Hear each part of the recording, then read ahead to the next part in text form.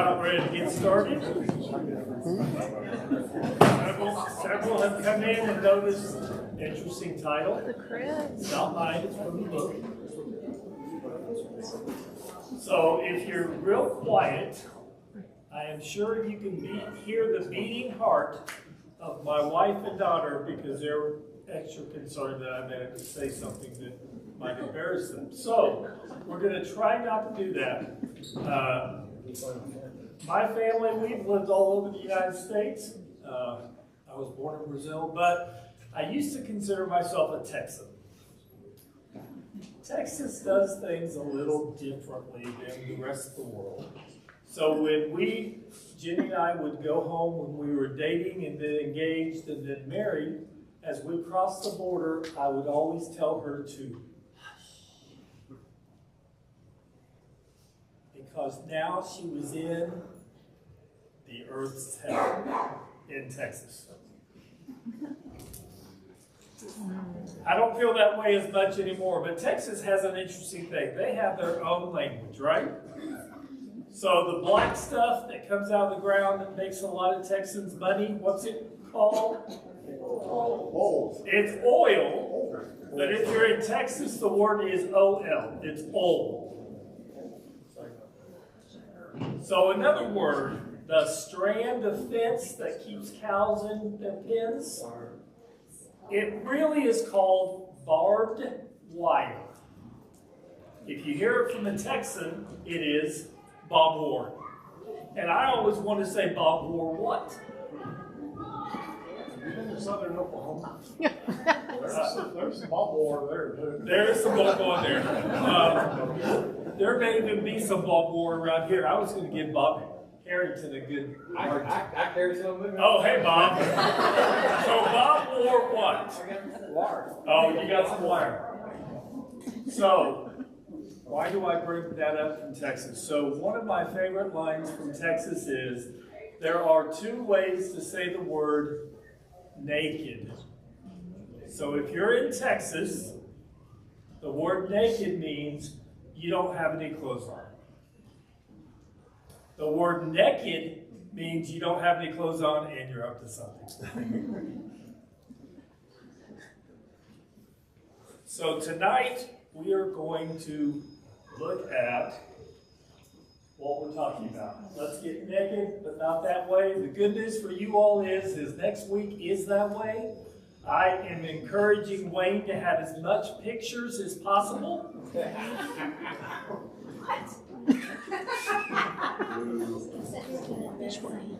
I say I said I wasn't going to embarrass you? Sorry.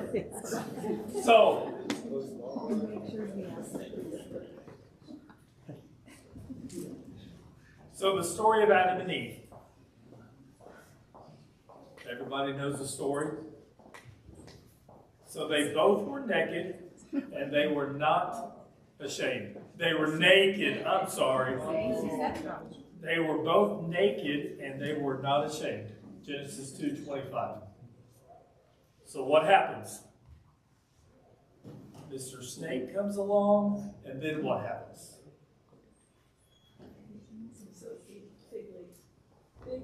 Fig leaves. Because no longer were they the chosen, no longer were they in the garden with no sin. And they were ashamed to see each other from that point forward.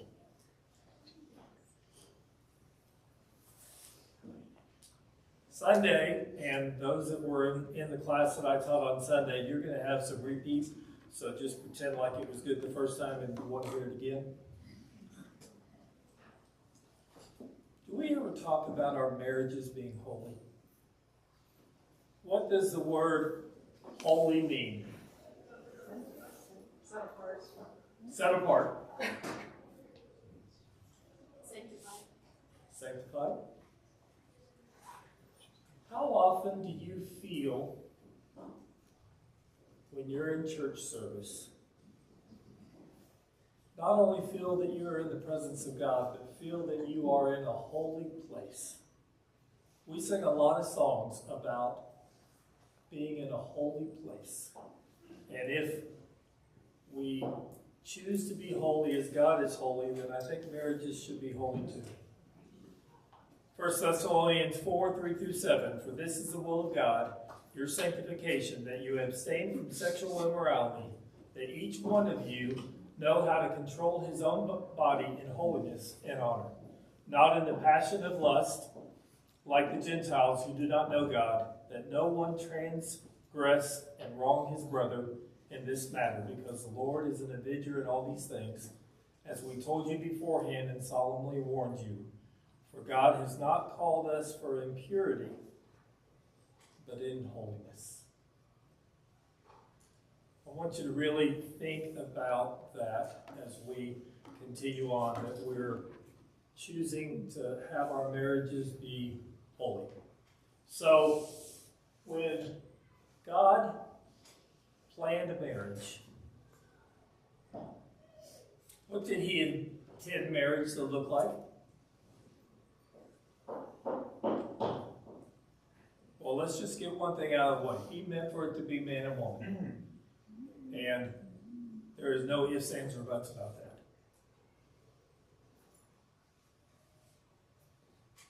His intent initially was for mates to be naked, uncovered with each other. That there shouldn't be anything that you are ashamed at any time to share with your mate. There's nothing hidden and no secrets. We should be without clothes, naked, emotionally, physically, and spiritually. When we think about our marriages, I know we talk some about physically, and we talk some about emotionally, but spiritually, God intends more than just for us to come with our mates to church.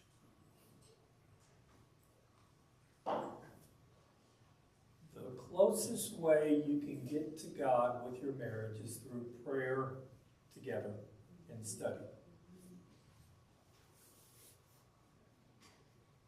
When we allow Satan in, shame enters, and we lose our nakedness with one another. James 1, 14-15, but each one is tempted when he is drawn away by his own desires and enticed. Then, when desire is conceived, it gives birth to sin, and sin, when it is full grown, brings forth death. So we're going to start kind of with the end. How many in here know who Paul Harvey is? The majority of people will. There'll be a few young ones that don't know who Paul Harvey is, but as a kid, I loved Paul Harvey. So if you don't, he was a radio guy mainly, and he would always tell some type of story, but it was the ending of the story. And they'd go to a commercial break, and he'd come back, and he would tell the rest of the story. So we're going to start with the rest of the story. Hebrews 13:4 says, marriage is honorable, and adulterers God will judge. How should marriage be honorable?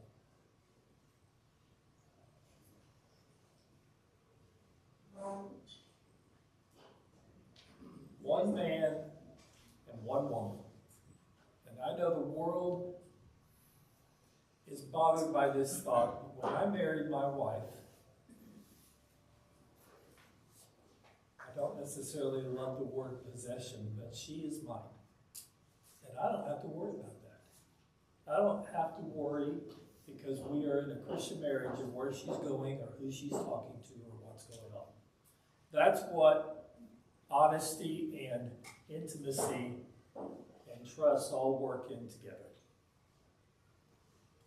Nothing should be hidden from your mate, no matter how small. So, someone asked me recently, is it wrong to lie to your wife about her Christmas present?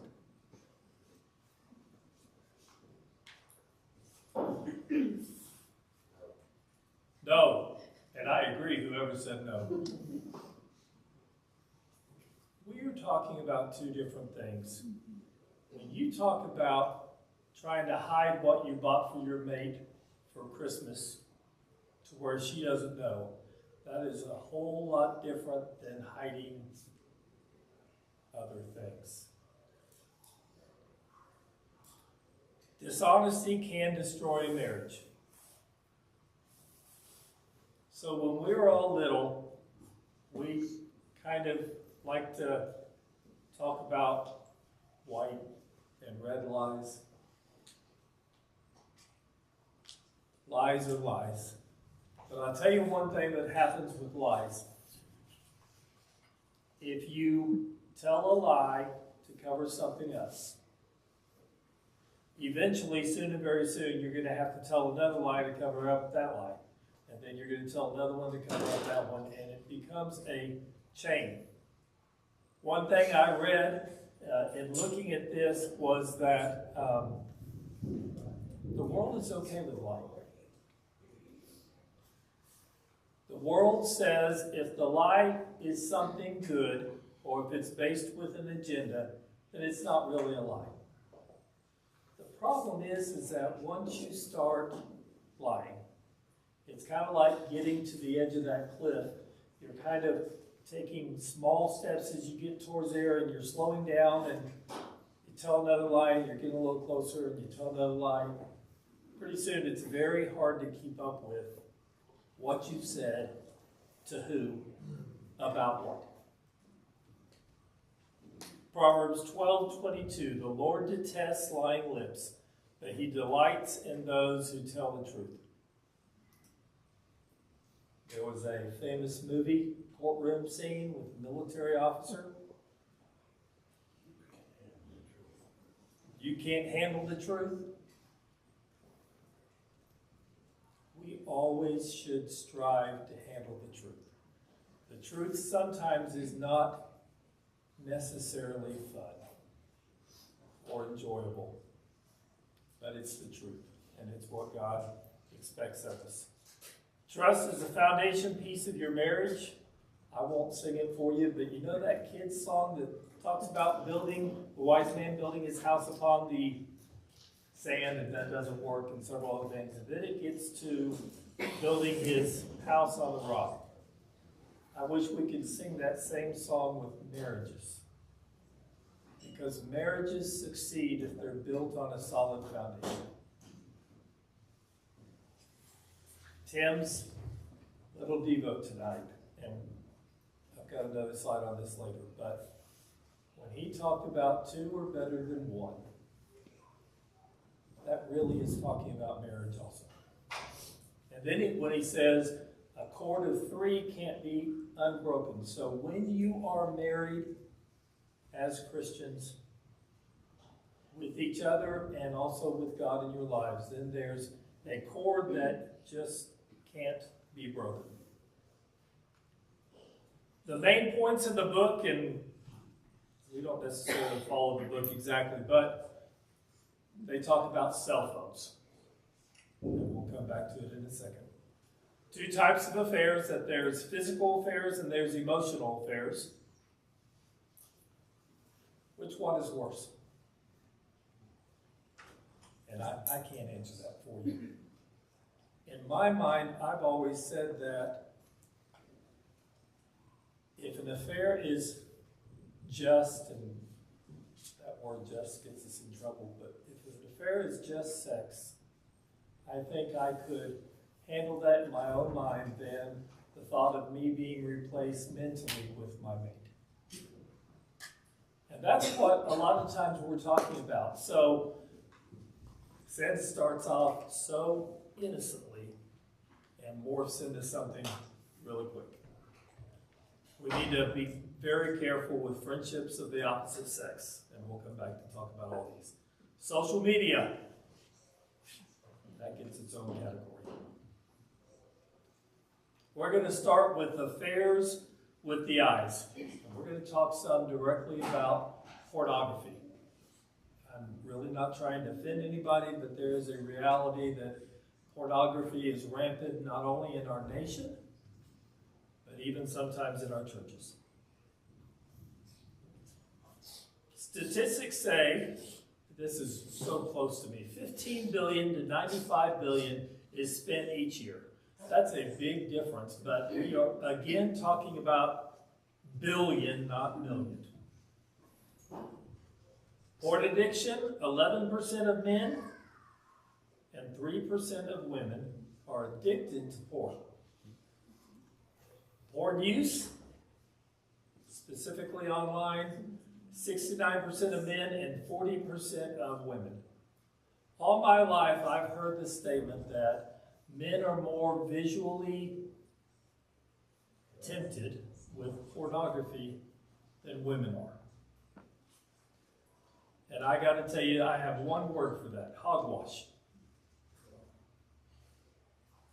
There is temptation for anybody that is letting their guard down and looking for something else.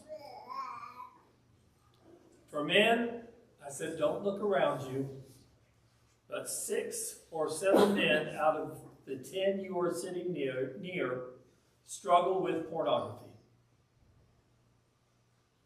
Does it make you uncomfortable to hear that?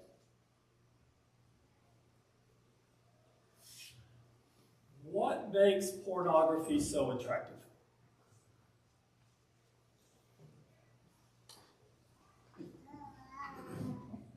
Lay's potato chips. What, and not people in my class answering this, what is the slogan that you probably know with Lay's potato chips? Bet you can't eat just one. What in the world does that have to do with pornography? The sex industry counts on starting kind of innocently, soft porn, until it becomes a fixed desire. I was curious as to what was defined as softcore and hardcore. The worldview, soft porn is waist up, and hard porn is waist down.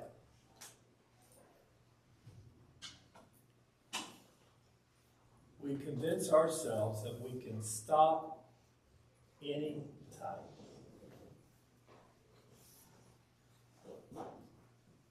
It is not going to control me. We often think that we control it, and that's not so much. Proverbs 23:7, for as he thinks in his heart, so is he.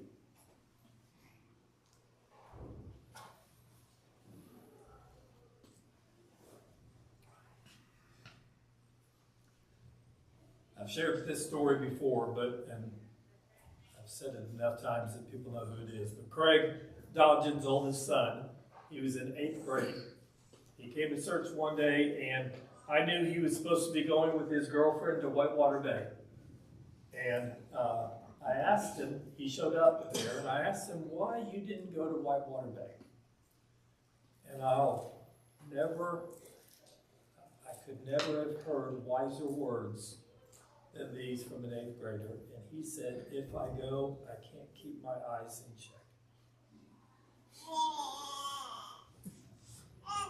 Romans 1:24 says, therefore God also gave them up to uncleanness and the lusts of their hearts to dishonor their bodies among themselves.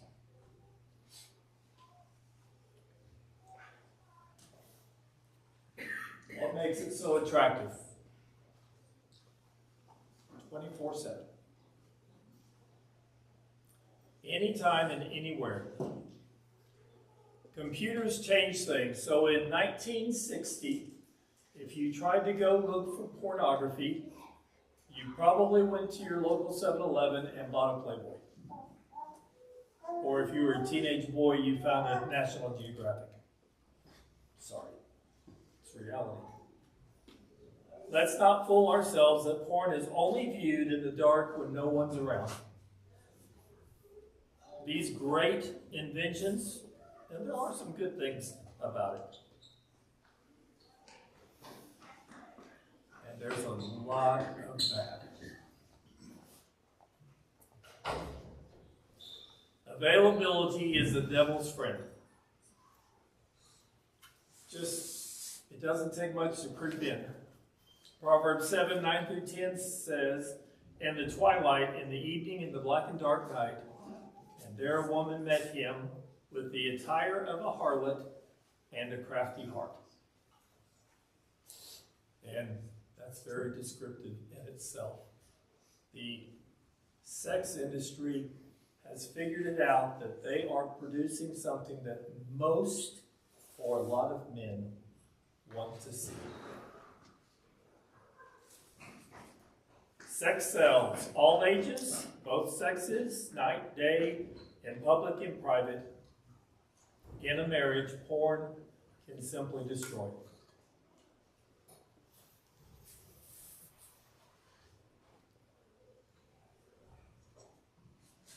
If others don't know of my addiction, who am I bothering?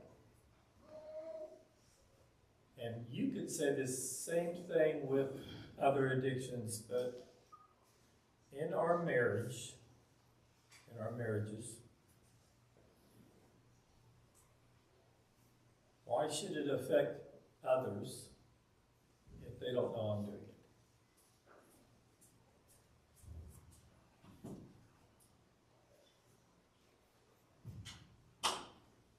Once lust enters your eyes, and then in your heart, you have no more control. And what happens even in marriages is that pornography can certainly take away from the sexual relations with that married couple and can destroy it. So what we really are saying is, if my mate doesn't know, why should I care?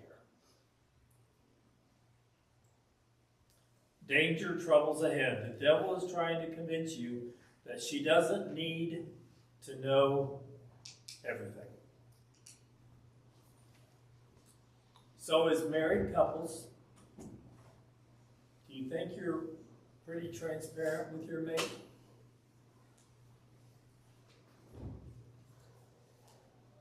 Do they know what's on the outside and what's on the inside? Titus 2, 11 through 12. "For the grace of God has appeared, bringing salvation for all people, training us to renounce ungodliness and worldly passions, and to live self-controlled, upright, and godly lives in the present age." And we're specifically going to talk a little bit about self-control. It would be really nice if we did what the little cartoon says, and it says, "Stop, think, and then act." What do we often do? Think of that. I'm afraid a lot of times we even act, think, and if it suits us, maybe stop, but stop doesn't necessarily come in. I can control it. One of the case studies I was reading, a man who was the father of 5 children and a wife. He was a deacon in the church, and he went forward one Sunday morning because he felt like he was totally addicted to pornography. What he wrote down that morning is that somewhere around $6,000 he spent the year before on pornography.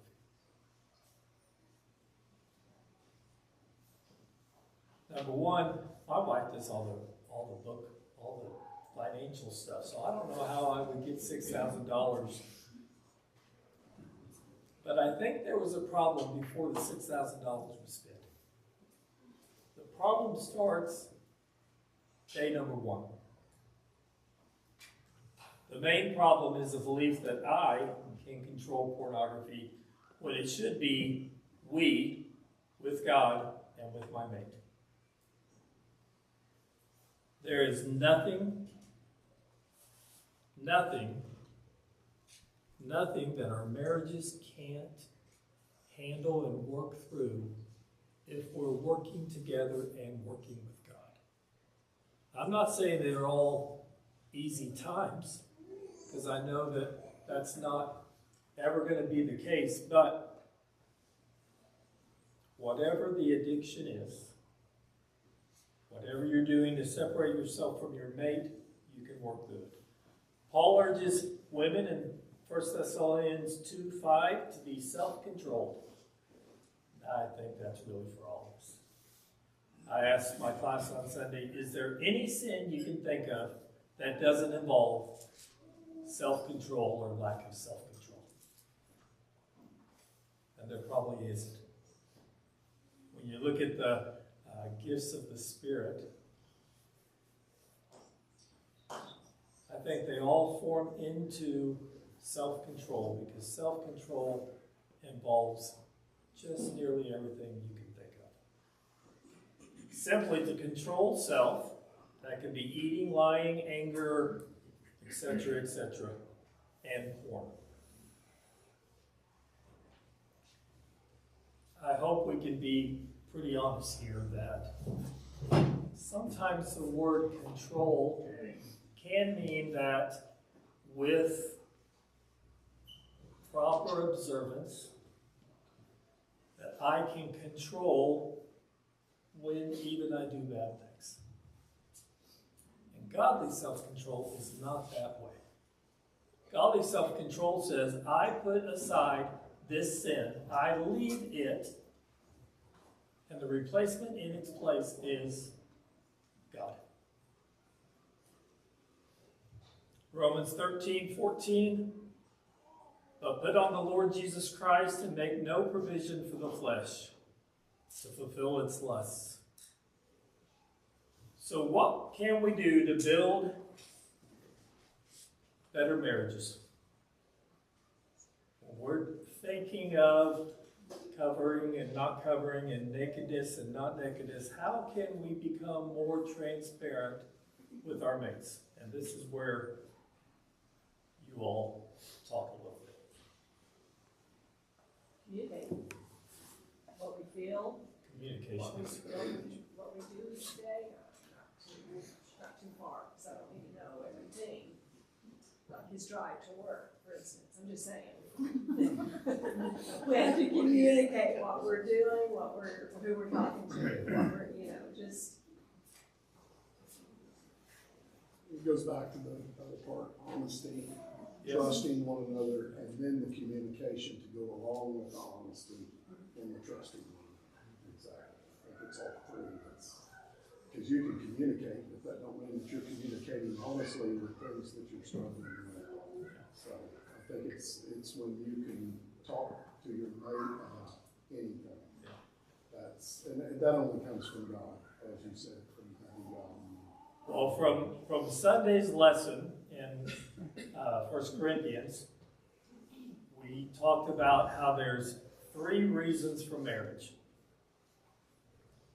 procreation, pleasure, and partnership. And at the age I'm at, procreation is done, hopefully. If not, I'll be one of those old guys in the Bible that pleasure. I don't want to steal Wayne's thunder, but pleasure is different today when I'm mid to upper 50s than it was when I was 21 and newly married. Well, that ain't pleasure, is getting out of bed all Well, see, I was going to say pleasure is when you don't have to go to a doctor in a week. I've discovered that what makes old people is we stand around and we compare all of our ailments and what hurts and how you couldn't get up out of bed without something creaking. And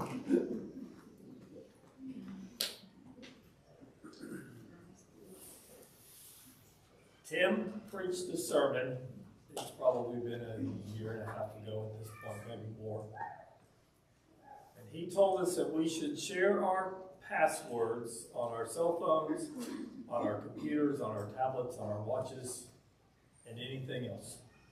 There shouldn't be anything electronic in your house that you would be ashamed of your wife opening it up and looking at.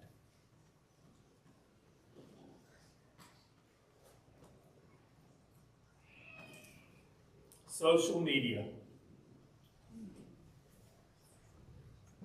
One of the problems with social media is its accessibility. And the main thing is there is nobody in control of any type of goodness on social media. So I tried to look up all the ones. I don't know about half these. Facebook, TikTok. My wife thought it was funny I had spelled TikTok T-I-C-T-O-C because I don't do TikTok. But Snapchat, Chat, X, Instagram. What? Snapchat?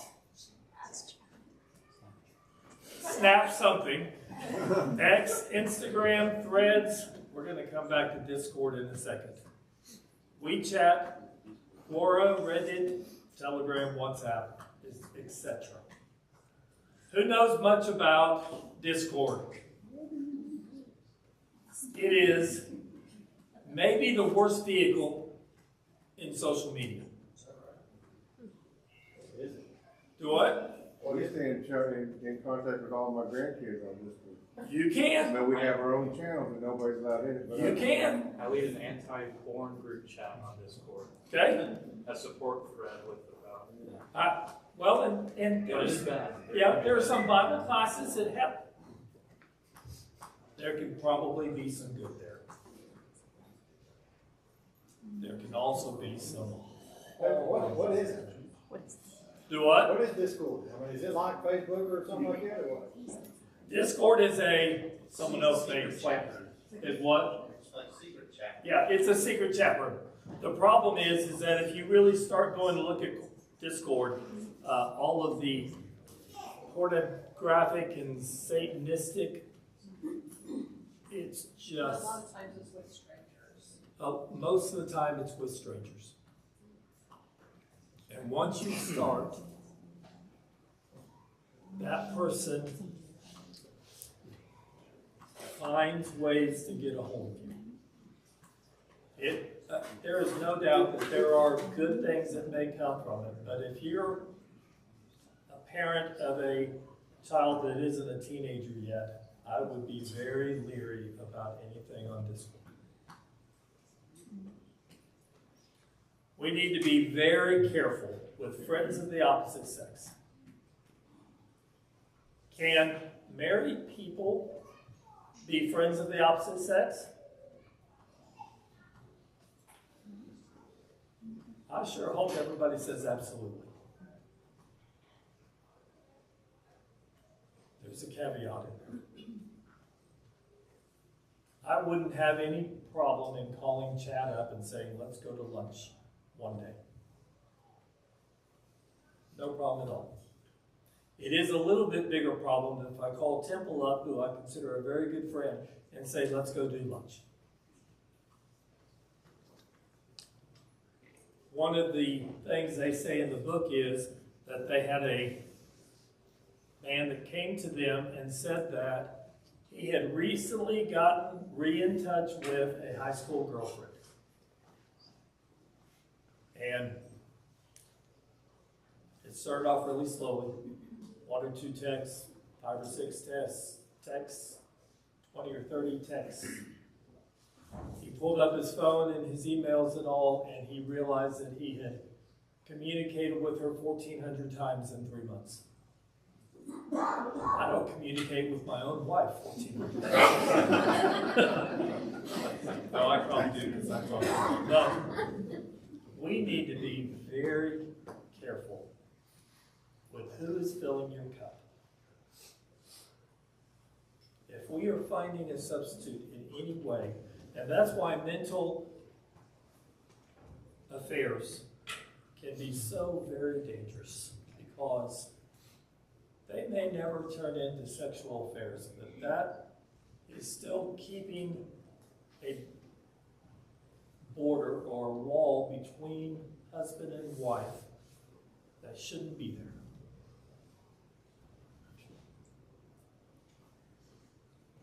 No secrets, no secret agendas, no hiding.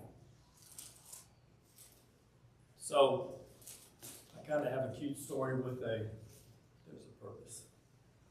Well, I guess it's not really when I was a hall director at Oklahoma Christian, in the middle of the night, one night, someone came banging on my door, and he was worried that his friend was suicidal. And we ran up to the room and let ourselves in, and he was hanging from the air conditioning closet.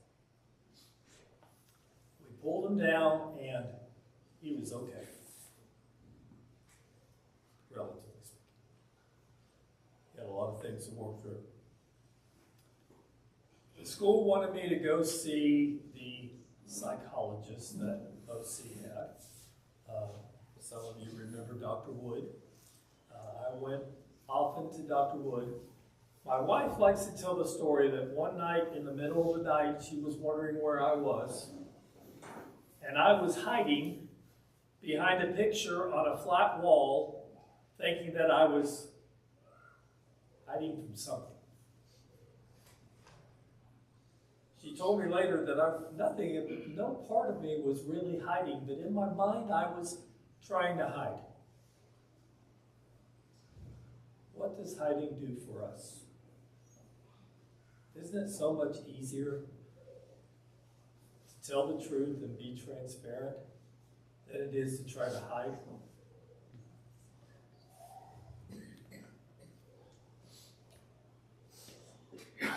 Total transparency. I agree with Dale. Or Michelle, I don't need to know everything. My wife used to wait until we were in bed to recap every single call she took at Hertz Reservation Center that day. I very proudly can say that I only made it through about 3 calls each night until I was snoring. Still to this day, I say, Jenny, can you tell me about taking calls? I don't know that everything is ever needed. But the big stuff is. Struggles, temptations,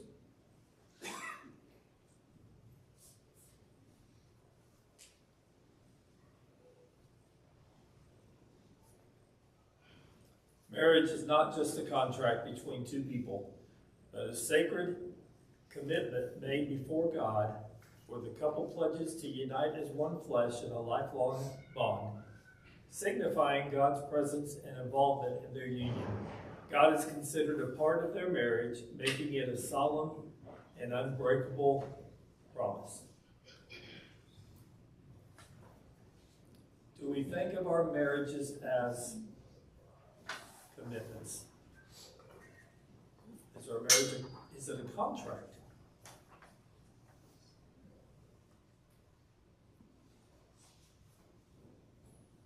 I see some heads shaking, but no comments.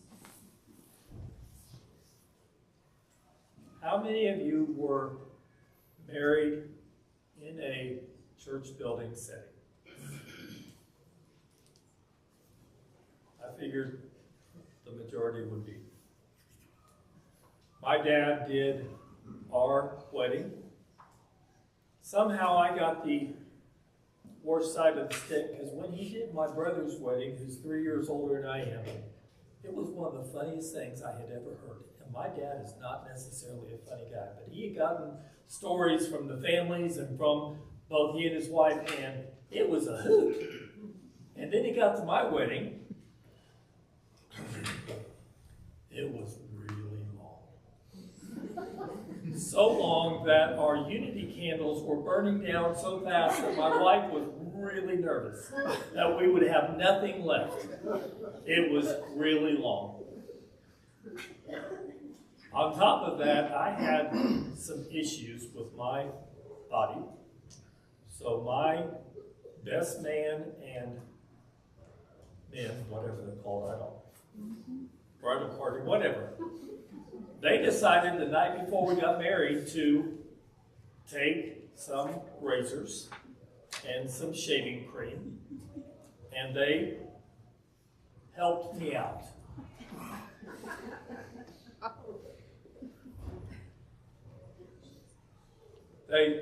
They shaved an underarm. They shaved my chest hair. They shaved down lower. What happens when you haven't ever shaved those areas? You get really itchy. And if you don't believe me, we can bring the tape of our wedding. During the prayer, I am just going to town, scratching all over. That would be the story my wife didn't want me to tell. So, I'm sure there's others that we should have either. When's the bell gonna ring?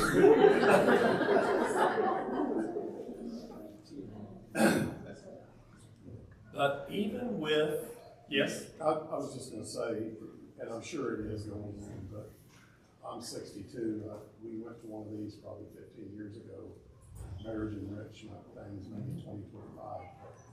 I think one of the problems today is, and it may be here, I hope it is, but this should be being taught to the high schoolers. Absolutely. This exact same thing. It's not hardcore for high schoolers to see this, and marriages that are brand new.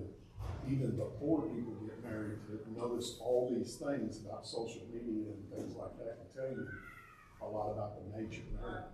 But also younger college, just younger, to where you start that early. Because sometimes people don't get anything like this until they're 35, 40 years old, and they've already made some mistakes that they probably could.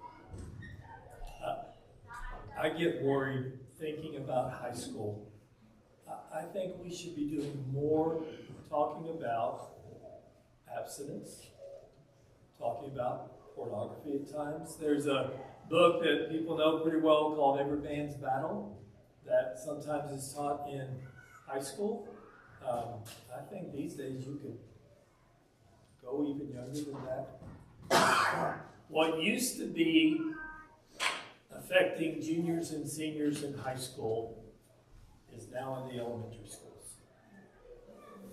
There is a reality that sex sells. I was shocked when my daughter came home from school and she said there were 2 girls that stood up and cussed the teacher out, and the teacher couldn't do anything about it. Freedom of speech. Letting them do their own thing.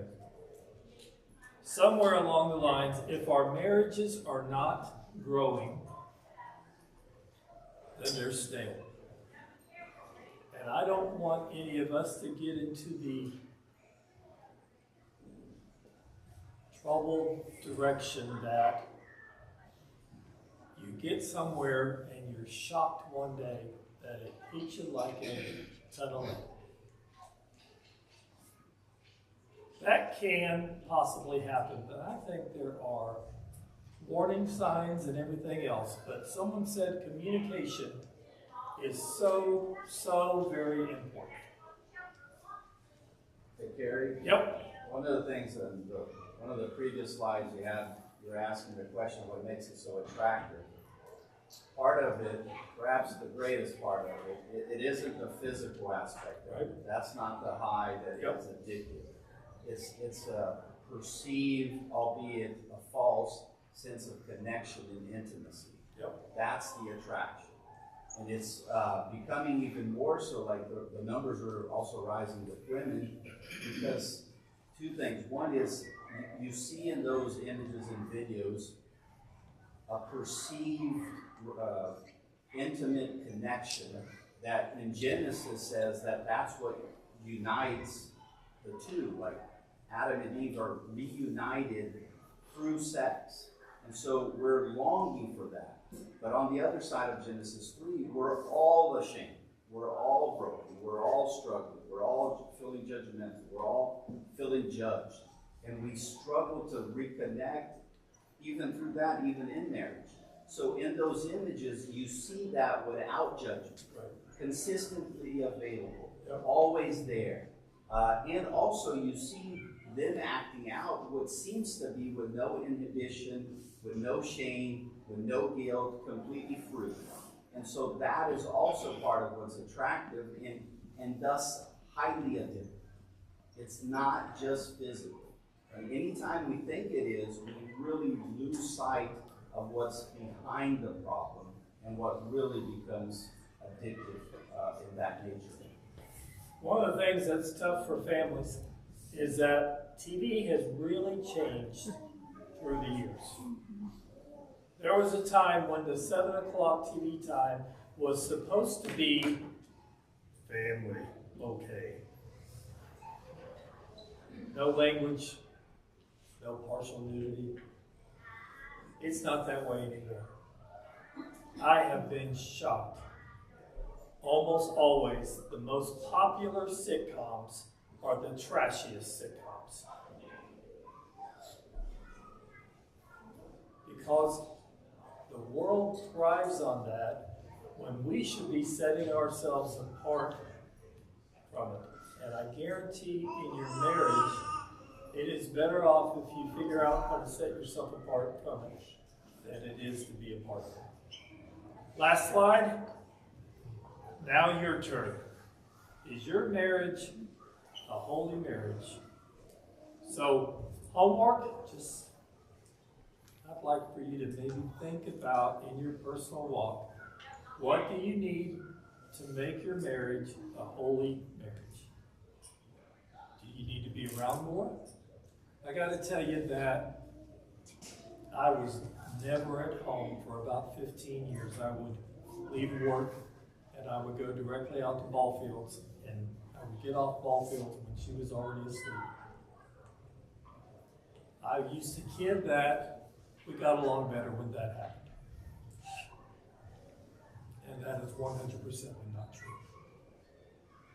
You need time together. You need to take walks together. You need to eat together. You need to have coffee time together.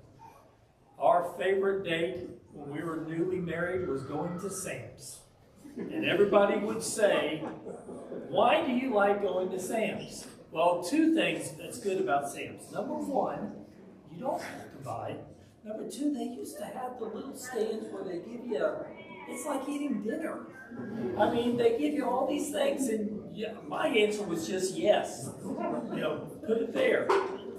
It doesn't matter what you do. There can be big, big dates that are great, but then there can be some of the simplest dates there are, and it's still time together. So just think about in your personal walk, what do we need to do to make our marriages more holy marriages? So next week, it'll be Wayne talking about getting naked, yes, in that way. So let's have a prayer together and you'll be dismissed. Father in heaven, we love you so very much. We thank you for all that you've given to us. We thank you so much for our marriages, for our husbands and wives that are dedicated not only to each other, but also to you. We ask that you help us to strengthen our marriages, to help them grow, and especially to help our marriages become more holy. Thank you most of all for your Son on the cross. In Jesus' name we pray.